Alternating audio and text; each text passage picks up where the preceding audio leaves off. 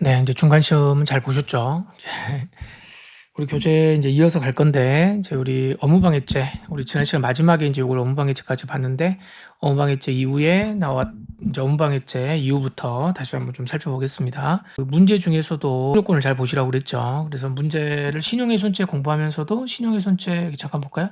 그 신용훼손죄에서도 허위사실 유포고 위계다 이렇게 했습니다. 그래서 여기는 위력이 들어가지 않죠. 예, 위력 넣어 가지고 틀린 지문으로 인제 한번 문제를 냈었는데 자 여기를 보시면 업무방해죄는 323조의 방법이라 그래서 허위사실 유포 그다음에 위계 여기 들어가고 거기에다가 뭐가 있다? 위력이 있다 이렇게 말씀을 드렸습니다. 그러니까 이제 위력은 여기 인제 들어오는 거죠. 그러니까 신용훼손죄는 위력이 없지만 힘을 써 가지고 업무방해를 할 수 있다. 뭐 당연한 이야기입니다.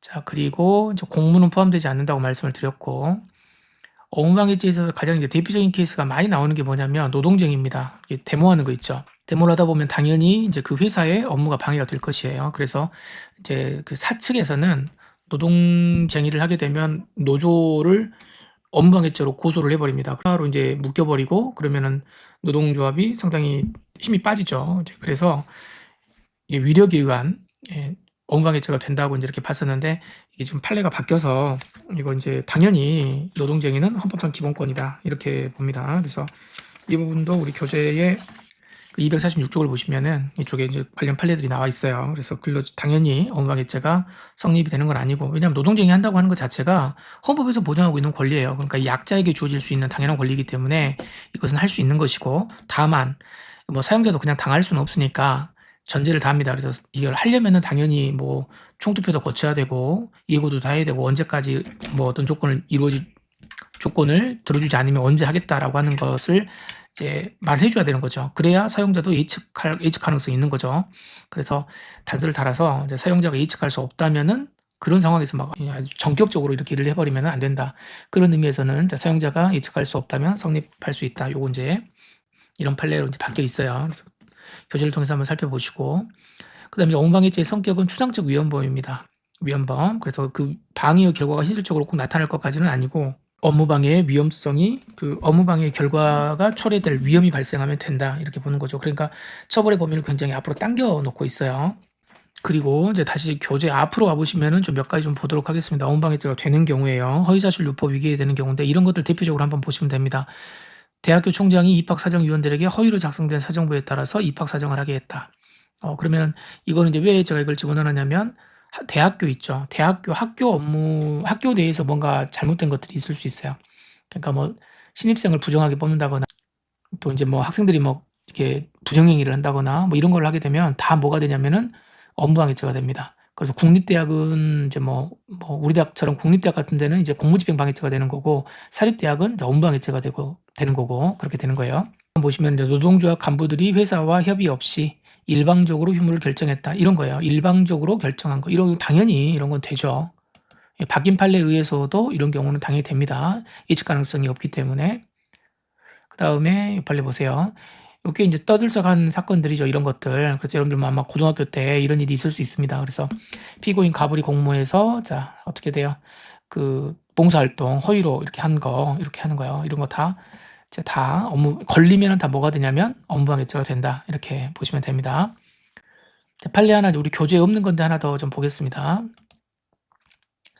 이게 인제 25년도 2차의 경찰 시험에 한번 출제가 됐던 판례인데 보세요. 피고인이 피해자 게임 회사들이 제작한 모바일 게임 이용자들의 게임 머니 이런 거를 이제 조작하는 거예요. 이런 거 할 수 있죠. 저는 이제 게임을 안 해서 잘 모르겠는데 뭐 게임 머니를 높인다거나 이런 걸 할 수 있는 변조된 프로그램을 다운받아 가지고 이 프로그램을 제공한다는 것을 나타내는 문구가 게임 프로그램 당시 화면에 나올 수 있도록 자 인제 게임 프로그램을 변조했다.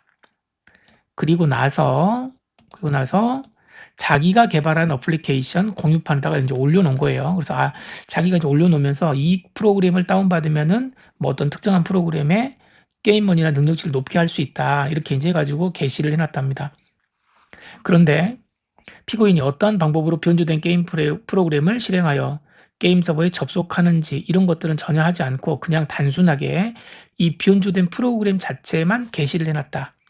그러면 이것만 생각해 보면은 느낌이 어떻습니까? 당연히 이걸 사용을 하게 되면은 그 게임 회사의 프로그램에 접속을 해 가지고 뭔가 '게임이 이상하게 될 거다.'라고 하는 것. 이렇게 될 수 있을 거라고 생각하는지는 모르지만 우리 판례는 이렇게 자기가 그 프로그램을 올려놓은 것 그것만으로는 위험이 발생하지 않는다고 봤어요. 그래서 결과적으로 위계에 의한 업무방해죄가 성립하지 않는 것으로 보았다라고 본, 뭐 이제 대부분까지 갔다라고 하는 건 검사는 당연히 이게 위험성이 있다라고 봤겠지만 우리 판례는 그런 것들이 어떤 방법으로 이렇게 하면 됩니다. 것들이 특정되지 않았고 단순히 자기가 조작해 놓은 프로그램을 그냥 올려놓은 것뿐이란 말이야. 따라서 이것만으로는 위계에 의한 업무방해죄가 성립되지 않는다라고 하는 그런 판례가 있습니다. 그다음에 이제 우리 교재 219, 240 그다음에 이제 우리 249쪽에 이제 업무방해죄 중에서 이제 두 번째 여기 이제 컴퓨터 등 업무방해죄라고 하는 게 있어요. 컴퓨터 등. 그래서 이 조문을 잘 보십시오.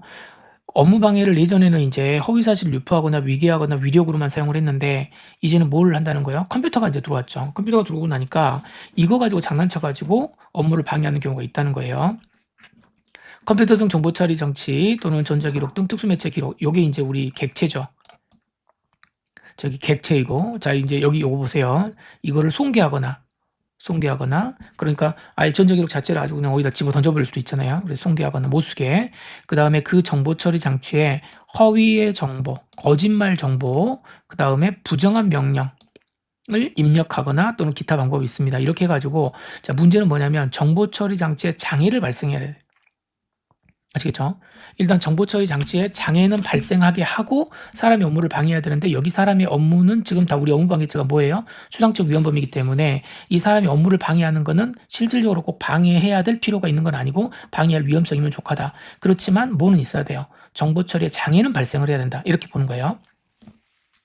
그래서 이제 밑에 사례를 보시면은 자 갑은 A대학 서버 관리 책임자로 근무하다가 교학처로 정보 발령을 받았어요.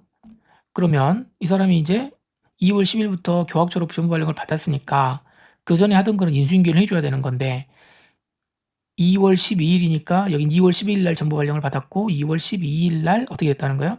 그때 이제 권한이 없음에도 불구하고 변경할 정당한 권한 없이 이렇게 돼 있죠.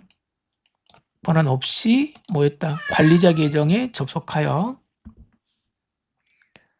아이디하고 자 이런 것도 이제 해서 어떻게 했다 부정한 명령을 입력했다 지금 그 말입니다. 그래서 요 A 대학의 정보 처리에 장애를 발생하게 했다 여기 돼 있죠. 장애를 발생하게 되었다. 자 이렇게 되면은 결국 당연히 뭐가 되겠어요? 컴퓨터 등 업무방해죄가 성립한다. 한다는 게 우리 사례 우리 교재에 나와 있는 사례의 이야기입니다. 당연히 요거 이제 이 사례 하나 정도면은 충분히 이해가 되시겠죠. 자, 그 밑에 있는 4번 사례도 한번 보겠습니다. 갑이 포털 사이트 운영회사의 통계 집계 시스템 서버에 허위의 클릭 정보를 전송을 했습니다. 그런데 실제로 검색 순위의 변동을 처리하진 않았대요. 이런 거 이제 뭐가 있겠어요? 여러분들 뭐 아이돌 순위 프로그램 같은 거 있잖아요. 예, 그런 거 할 때 허위의 클릭 정보, 그러니까 자기가 좋아하는 그 가수한테 투표를 하기 위해서 막 이렇게 클릭한단 말이야. 근데 그렇게 클릭을 했을 때 클릭했던데 한다고 했는데 실질적으로는 뭐 했다는 거야? 그 순위를 바꾸지를 못했답니다. 그러면 순위를 바꿨다라고 하는 건 요거 있죠. 이게 뭐예요? 이게 결과 발생이냐? 결과 발생을 요하진 않아요. 하지만 허위의 클릭 정보를 전송했다. 이거 자체가 장애를 발생한 거죠. 실제로. 그러니까 이 경우에도 컴퓨터 등 업무방해죄가 된다라고 본 사례가 되겠습니다. 그 정도로 해가지고 정리를 하시면 됩니다. 객체가 이제 컴퓨터 등 특수매체 기록이다라고 하는 거 보시고 그 다음에 다시 돌아와서 여기 손괴, 허위정보, 부정한 명령 아시겠죠? 이렇게 된다. 그러니까 이게 행위 수단을 잘 정리를 좀 해두시면 되겠습니다. 자, 그다음에 이제 마지막으로 이제 경매 입찰의 방해죄입니다. 경매 입찰 방해. 우리 뭐 법원 같은 데 가면 이제 경매하잖아요. 입찰 같은 거 할 때 요거 이제 방해하는 건데 여기서 행위 수단을 잘 보세요. 위계 또는 위력. 남을 속이거나 갑자기 힘을 좀 써가지고 야 이거 하지 마. 이거 내가 이렇게 뭐 경매 받을 거야. 자, 이런 식으로 하는 걸 말해요. 그래서 위계 또는 위력. 그리고 이제 기타 방법이 있는데 경매 또는 입찰에 자 이제 보호가 뭐예요? 공정입니다. 공정성. 그러니까 누구나 다 똑같은 조건 하에서 경매를 해야 되는 건데 이걸 갖다가 이제 짬짬이를 하는 거죠. 이러면 안 된다 이 말이에요. 그래서 그렇게 모의를 해가지고 하는 것 이거 자체가 이제 죄가 된다는 거고 이거기도 마찬가지입니다. 추상적 위헌범이고 실질적으로 결과가 현실적으로 발생할 것을 요하는 것이 아니고 그 공정성이 해하면 예, 그러면 이제 죄가 되는 것이다라고 하는 겁니다. 자 여기 보십시오. 여기 지금 우리 그 25년도 2차 경찰이 나왔던 문제입니다. 이제 요런 정도의 문제가 나와요. 보세요. 명예와 업무방해, 업무 경매, 이제 요런 식으로 이제 묶어가지고 적절하지 않은 것 이거 뭐냐. 자, 이제 문제 풀 수 있습니다. 1번 보시면은, 자, 우리 앞에서 봤던 거지만은, 여기 명예훼손죄죠. 기억나시죠? 형법 제307조 2항. 허위사실 명예훼손죄에 있어서는, 허위사실 명예훼손죄가 되려면 당연히 뭐가 돼야 돼요? 예, 그 구속 요건이 허위라고 하는 점.